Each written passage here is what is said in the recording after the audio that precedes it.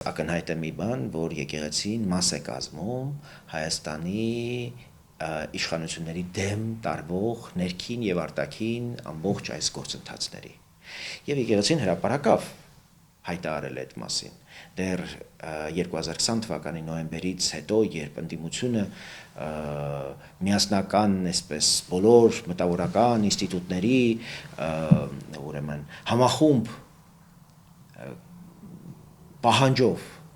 դրել էին վարչապետի հեռացման հարցը, եկեղեցին այնտեղ էր։ Իդեպ եւ Արամ Կաթողիկոսը եւ Գարեգին II-ն էր պահանջում Հայաստանի վարչապետի հրաժարականը։ Այդ օրվանից եկեղեցին արդեն իրեն մաս է դարձրել քաղաքական գործընթացների եւ հուսալ, որ այս խոսակցությունը սոսկ եկեղեցական հարց է եւ եկեղեցու կուսակրոնության հարցերը շոշափում միամտություն է։ Այս շատ խորը քաղաքական, արտաքին քաղաքական համատեքստ ունեցող հարցեր են, որոնք վերաբերում են